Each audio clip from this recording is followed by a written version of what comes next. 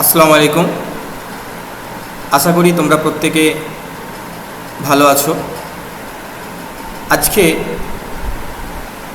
তোমাদের দ্বাদশ শ্রেণীর রাষ্ট্রবিজ্ঞান নিয়ে আলোচনা করব। ক্লাস শুরুর পূর্বে আমরা কয়েকটা বিষয় একটু জেনে নিই। যেহেতু তোমরা এর আগের বছর ক্লাস 11-এ রাষ্ট্রবিজ্ঞান তোমরা পড়েছ, এবছর তোমাদের একাদশ শ্রেণীর বার্ষিক পরীক্ষা বাতিল হওয়ার ফলে প্রশ্নের ধরন কীরকম হয়, প্রশ্নপত্রের মান কীরকম হয় সে সম্বন্ধে তোমাদের হয়তো কোনো ধারণা নেই, বা কারো কারো থাকতেও পারে। হয়তো কেউ পুরানো প্রশ্ন হয়তো দেখেছো। তাই আজকে ক্লাস শুরুর পূর্বে আমরা দ্বাদশ শ্রেণীর রাষ্ট্রবিজ্ঞানে কোন কোন অধ্যায় রয়েছে এবং প্রত্যেকটি অধ্যায়ে কি কি বিষয় রয়েছে সেগুলো আলোচনা করব। পাশাপাশি প্রত্যেকটি অধ্যায় থেকে কি ধরনের প্রশ্ন আসে, অর্থাৎ এমসিকিউ, এসএকিউ এবং লং কোশ্চেন, এবং কোন অধ্যায় থেকে কত মার্কের প্রশ্ন হয় সেই সম্বন্ধে আমরা প্রাথমিক ধারণা এই ক্লাসের মধ্যে দেব।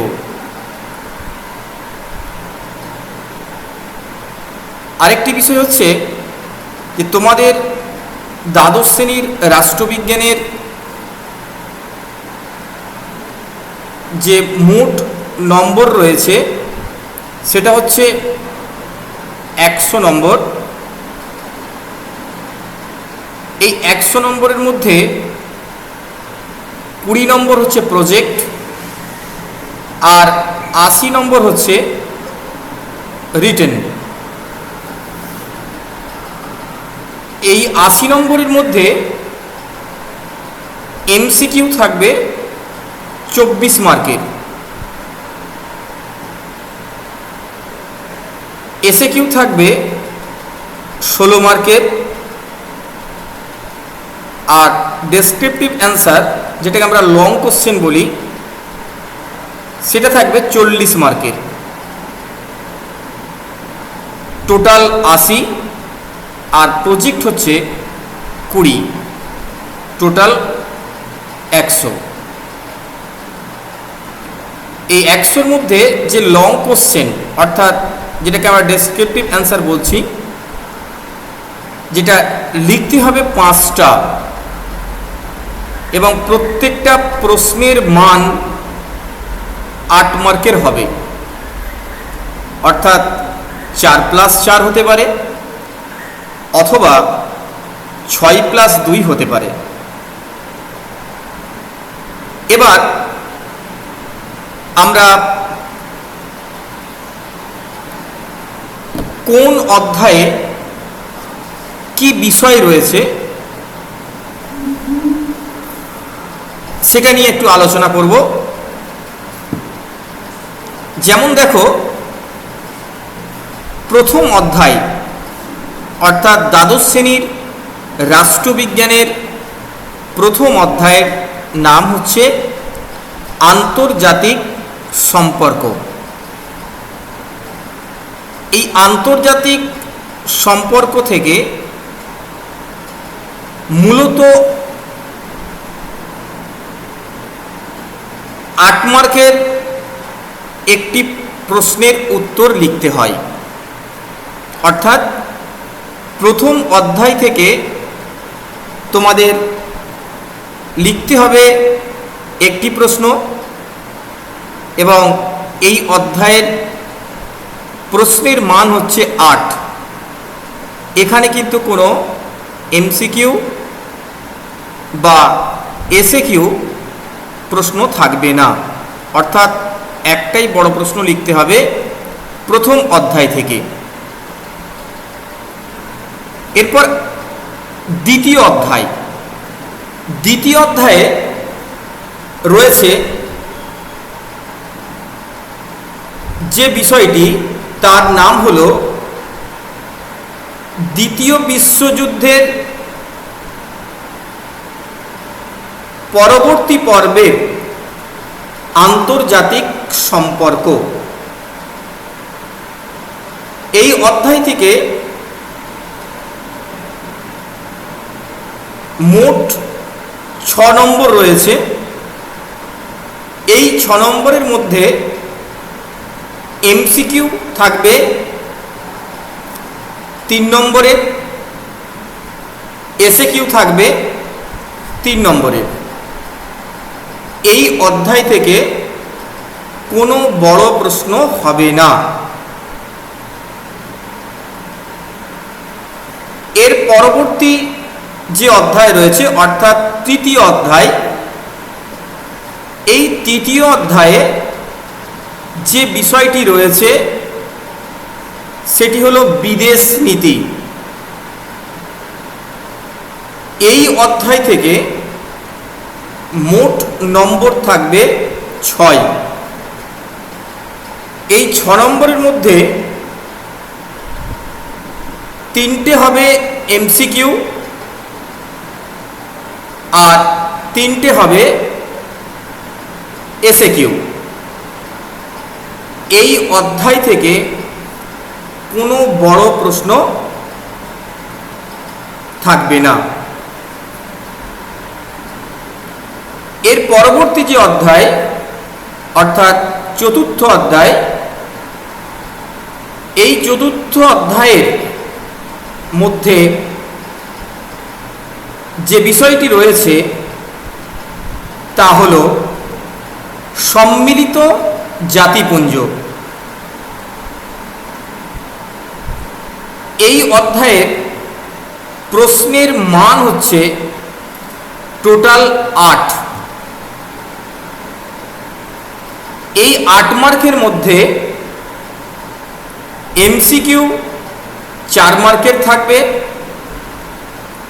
আর এসএকিউ থাকবে 4 মার্কের। এই অধ্যায় থেকে কোনো বড় প্রশ্ন হবে না। এর পরবর্তী যে অধ্যায় অর্থাৎ পঞ্চম অধ্যায়, পঞ্চম অধ্যায়ের মধ্যে যে বিষয়টি রয়েছে সেটি হলো কয়েকটি প্রধান রাজনৈতিক মতাদর্শ। এই অধ্যায় থেকে মোট নম্বর হবে 8। এই 8 মার্কের মধ্যে কোনো এমসিকিউ থাকবে না, কোনো এসএকিউ থাকবে না, শুধুমাত্র ব্রড প্রশ্ন লিখতে হবে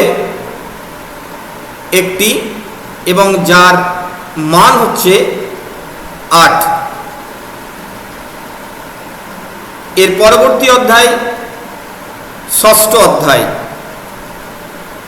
এই ষষ্ঠ অধ্যায়ের মধ্যে রয়েছে সরকারের বিভিন্ন বিভাগ।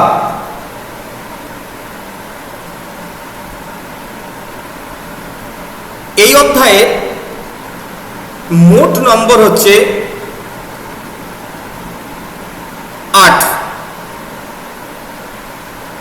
এই 8 মার্কের মধ্যে যে বিভাজনটা রয়েছে অর্থাৎ এমসিকিউ হতে পারে 8 অথবা বড় প্রশ্ন 8 হতে পারে। যদি এই অধ্যায় থেকে কোনো বছর প্রশ্ন এরকম আসে যে শুধু এমসিকিউ হবে এই অধ্যায় থেকে, তাহলে শর্ট প্রশ্ন যদি হয় তাহলে এমসিকিউ হবে 6টা আর এসিকিউ হবে 2টো। আর যদি এই অধ্যায় থেকে শর্ট প্রশ্ন যদি না আসে, যদি বড় প্রশ্ন হয়, তাহলে এই অধ্যায় থেকে একটাই বড় প্রশ্ন আসতে পারে 8 মার্কের।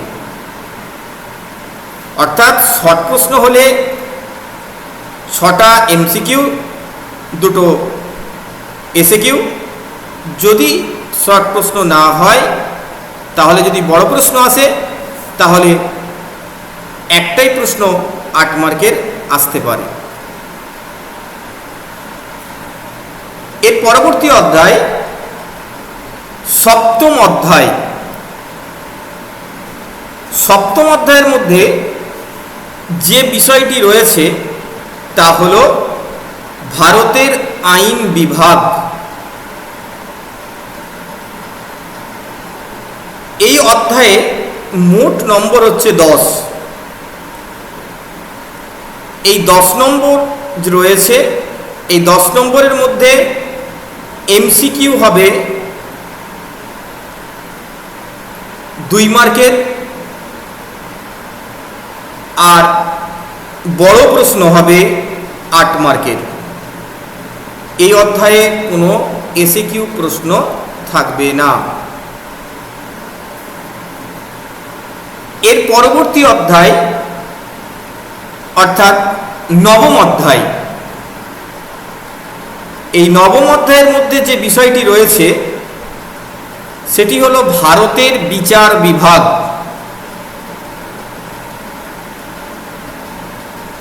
এই অধ্যায়ের মোট নম্বর হচ্ছে 8।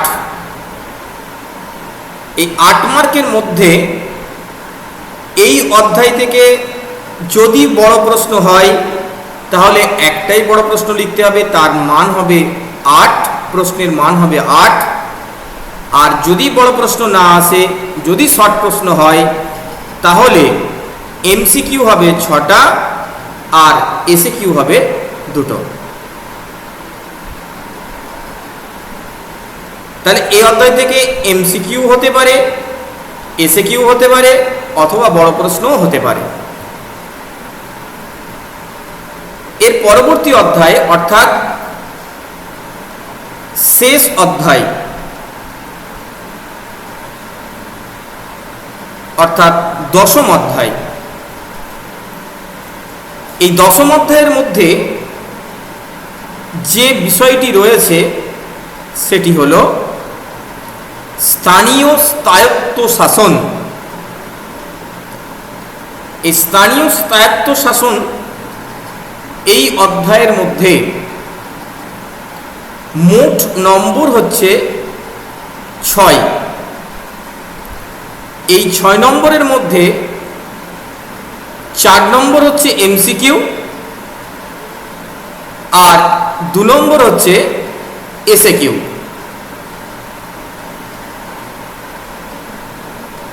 এই অধ্যায় থেকে অর্থাৎ 10ম অধ্যায় থেকে কোনো বড় প্রশ্ন হবে না, শুধুমাত্র শর্ট প্রশ্ন হবে।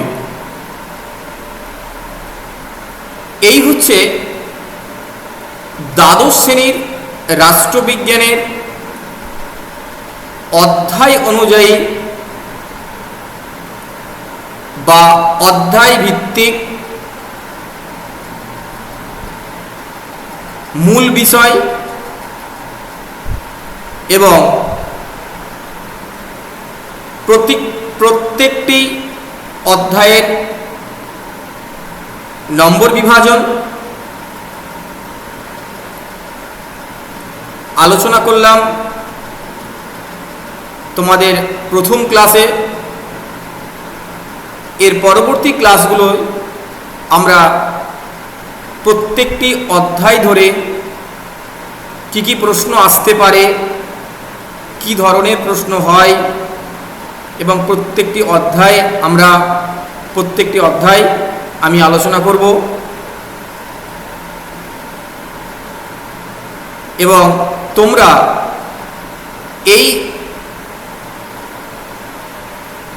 সিলেবাসটাকে ভালো করে দেখো, দেখে যদি কোথাও বুঝতে অসুবিধে হয় তাহলে তোমাদের যে ক্লাস রাখা আছে সেই ক্লাসে আমার সঙ্গে আলোচনা করবে। যদি বুঝতে না পারো তাহলে আবার আমি তোমাদেরকে সেই ক্লাসে বুঝিয়ে দেব। এখানেই আজকের আলোচনা শেষ করছি।